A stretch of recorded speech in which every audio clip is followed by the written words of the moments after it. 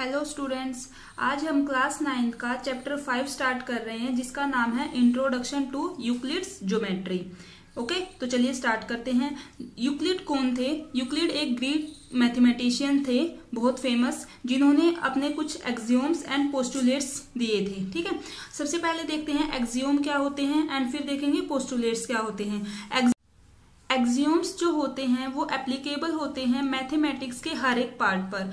जैसे हमारे पास मैथमेटिक्स के डिफरेंट पार्ट होते हैं, for example geometry, algebra, trigonometry, ऐसे ही और भी डिफरेंट पार्ट्स होते हैं मैथ्स के। उसके मैथ्स के हर पार्ट पर जो एप्लीकेबल हैं उनको हम एक्सियोम बोलते हैं। Okay, second is postulates. Postulates जो होते हैं ना वो सिर्फ मैथमेटिक्स के ज्योमेट्री पार्ट पर एप्लीकेबल होते हैं। ठीक है, तो अभी हम यूक्लिड्स ने जो कुछ एक्सियोम दिए थे और कुछ पोस्टुलेट दिए थे, एक एक करके उनके बारे में पढ़ते हैं। सबसे पहले देखते हैं यूक्लिड्स ने जो एक्सियोम दिए थे। First axiom given by Euclid is things which are equal to the same thing are equal to one another. इसको हम एग्जाम्पल से समझते हैं। मान लो हमारे पास ए है, ठीक है, वो किसी नंबर सी के इक्वल है, और ऐसे ही कोई नंबर बी वो भी सी के इक्वल है। आप यहां से देखो, जो ए नंबर है और बी, ये दोनों तो डिफरेंट है, लेकिन ये दोनों किसी एक नंबर सी इसके इक्वल हैं। तो हम ये बोल सकते हैं ए और बी ये दोनों भी आपस में इक्वल होंगे, ए इक्वल टू बी। क्योंकि अब आप एक नंबर लेके देख सकते हो, मान लो ए था वो 3 के इक्वल है, बी भी, सी की वैल्यू हम 3 ले रहे हैं ना, वो भी 3 के इक्वल है। तो हम ये बोल सकते हैं ना ए और बी भी आपस में इक्वल है। यही यूक्लिड ने फर्स्ट एक्सियोम में बताया था। अब देखते हैं सेकंड में क्या है। If equals are added to equals the whole are equal. यदि हम कोई दो नंबर आपस में इक्वल हैं, for example A equal to B, ये पहले से इक्वल हैं, अगर इन दो इक्वल नंबर में हम कोई इक्वल क्वांटिटी या कोई इक्वल नंबर ऐड करेंगे तो जो रिजल्ट आएगा वो भी इक्वल होगा। अभी एक एग्जांपल देखो, अगर मैं ए में 1 जोड़ दूं और बी में भी इक्वल चीज जोड़नी है हमें, यानी कि यहाँ भी 1 ऐड किया मैंने, यहाँ भी 1 ऐड किया, तो जो भी रिजल्ट आएगा वो भी इक्वल ही आएगा। अब नंबर लेके देख लो, ए की जगह 2 ले लो तो बी भी 2 ही लेना पड़ेगा ना, क्योंकि पहले से दोनों एक इक्वल थे। अब मैं 2 में 1 जोड़ूंगी और 2 में 1 जोड़ूंगी। ये बहुत ही सिंपल बातें हैं जो आपको पहले से भी पता होंगी, लेकिन चैप्टर करने से पहले हमें इनको एक बार फिर से रिवाइज करना है, इसीलिए हम पढ़ रहे हैं यूक्लिड के एक्सियोम्स। अब third is if equal are subtracted from equal the remainder are equal. Same इसी के जैसा है। क्या बोला गया है इसमें, अगर कोई दो नंबर इक्वल हैं और उनमें से हम कोई इक्वल क्वांटिटी सब्ट्रैक्ट करते हैं, मान लो ए और बी दोनों इक्वल थे, इनमें से कोई दो इक्वल नंबर ही हम सब्ट्रैक्ट कर रहे हैं, तो जो रिजल्ट आएगा वो भी आपस में इक्वल होगा। ठीक है, ये 3 एक्सियोम्स हो चुके हैं। अब देखते हैं fourth axiom. Fourth axiom is things which are coincide with one another are equal to one another. ठीक है, यानी कि अगर देखो एग्जांपल से ही बता देती हूं, अगर मान लो ये कोई एक चीज है, लाइन ले लो आप, रेक्टेंगल ले लो, स्क्वायर, कोई भी चीज है। अब एक और चीज इसी की जैसी जो पूरी तरीके से इसके ऊपर आ जाती है, इसको ढक लेती है, ऐसे ही इसको देख लेते हैं। इसके ऊपर जो मैंने यहाँ लाइन ली है उसी की सेम उतने ही साइज की लाइन मैंने इसके ऊपर रख दी है, यानी कि पहली लाइन को दूसरी लाइन ने पूरी तरह से ढक लिया है। तो इसका मतलब हम क्या बोल सकते हैं, और ऐसे ही यहाँ मैंने एक रेक्टेंगल लिया है, एक रेक्टेंगल रखा, उसके ऊपर एक और रख दिया, तो दोनों एक दूसरे को पूरी तरीके से ढक रहे हैं ना। इसका मतलब ये है कि दोनों जो है, यहाँ भी 2 लाइन्स रखी हैं, यहाँ भी 2 रेक्टेंगल्स रखे हैं। ये एग्जाम्पल दिए हैं मैंने आपको। तो दोनों क्या है, 2 रेक्टेंगल था ना इसमें, तो दोनों एक दूसरे के इक्वल होंगे। ऐसे ही यहाँ जो 2 लाइन थी वो एक दूसरे के इक्वल होंगी। Fifth axiom is the whole is greater than the part. Whole means पूरा का पूरा हिस्सा किसी भी चीज का, एंड पार्ट इज उसका एक टुकड़ा। जैसे मान लो हमारे पास ये कोई भी चीज है, हमारे पास ये इतना एक पूरा बॉक्स है, इसमें से ये इसको तो हम होल बोलेंगे पूरे को, तो और इसको क्या बोलेंगे, ये इसका एक पार्ट है। यानी मान लो मैंने इसको काट दिया तो ये मेरे पास क्या बच गया, यहां से, और ये छोटा सा टुकड़ा हमने यहां से निकाल लिया है।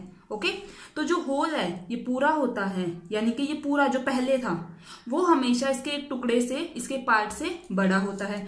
बहुत ही सिंपल और जनरल बात है ये। Sixth, things which are double of the same thing are equal to one another.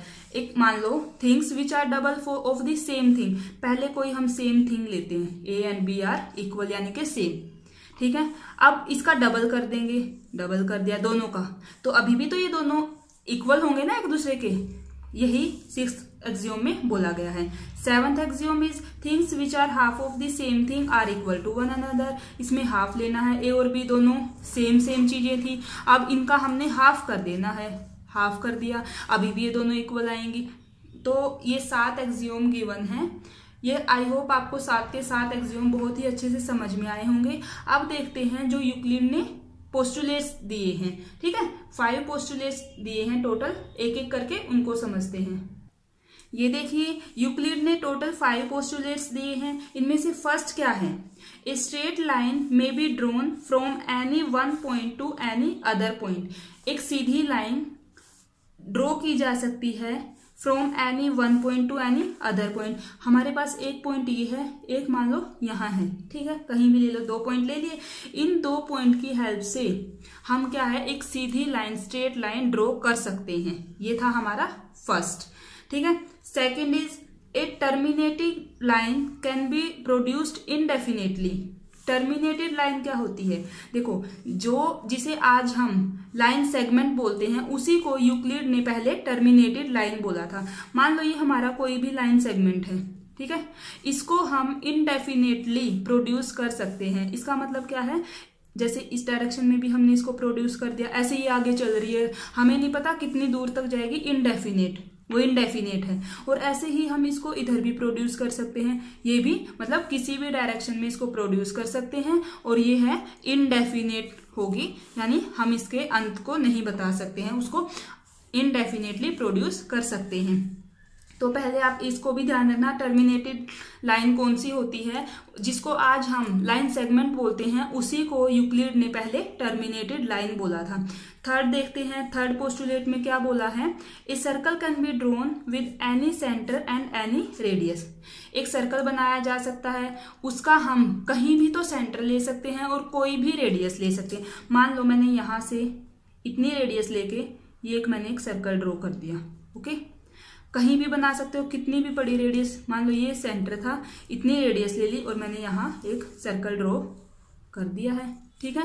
तो आप यहाँ, इसने यही बोला है, यूक्लिड ने ये बोला है थर्ड पोस्टुलेट में कि एक सर्कल बनाया जा सकता है, कहीं भी हम उसका सेंटर ले सकते हैं और एनी रेडियस, कोई भी कितनी बड़ी या कितनी छोटी उसकी रेडियस ले सकते हैं। अब देखते हैं फोर्थ पोस्टुलेट।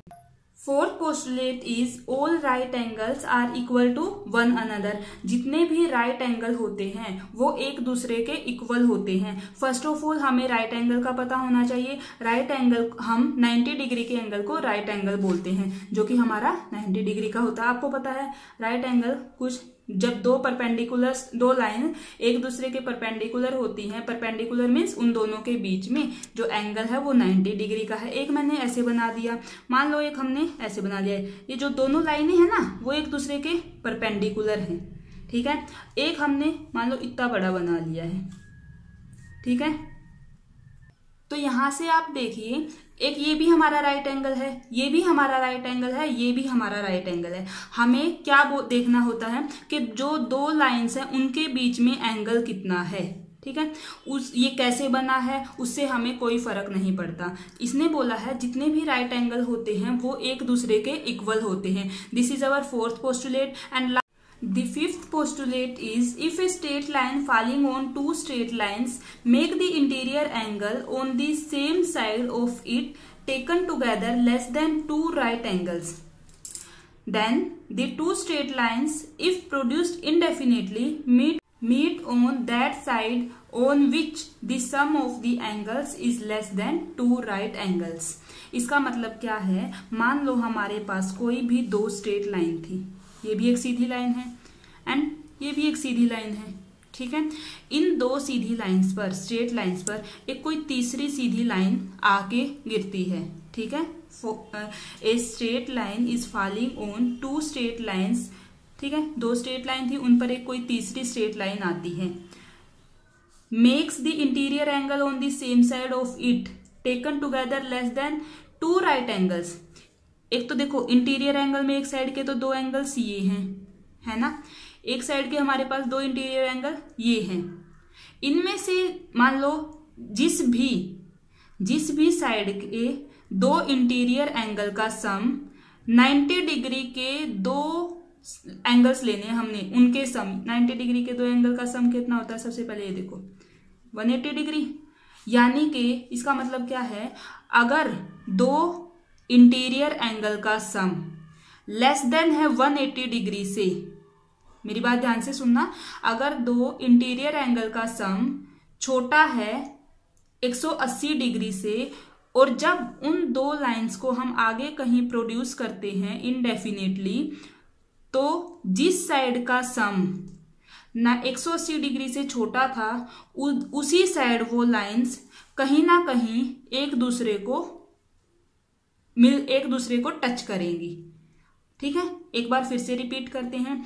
अगर कोई भी दो स्ट्रेट लाइंस हैं, उन पर एक सीधी लाइन आके गिरती है, और जिस साइड के दो इंटीरियर एंगल का सम 180 डिग्री से छोटा होगा, उस साइड की लाइंस को अगर हम आगे इनडेफिनेटली प्रोड्यूस करते हैं तो वो कहीं ना कहीं आगे जाके एक दूसरे को कट करेंगी। ठीक है, यही था हमारा फिफ्थ पोस्टुलेट, एंड यही हमारा जो है वो एक इम्पोर्टेंट पोस्टुलेट है जिसका यूज हम एक्सरसाइज के क्वेश्चन सोल्व करने के लिए करेंगे। आई होप आपको ये भी अच्छे से क्लियर हो गया होगा। तो स्टूडेंट्स, आज हमने सिर्फ यूक्लिड्स के 5 पोस्टुलेट और कुछ एक्सियोम के बारे में पढ़ा है। एक्सरसाइज जो है वो हम नेक्स्ट वीडियो में स्टार्ट करेंगे। तो स्टूडेंट्स, ये थी हमारी आज की वीडियो। अगर आपको मेरी वीडियोज अच्छी लग रही हैं, आपके लिए हेल्पफुल हैं, तो प्लीज वीडियो को लाइक करना, चैनल को सब्सक्राइब करना और अपने फ्रेंड्स के साथ शेयर करना। Thank you.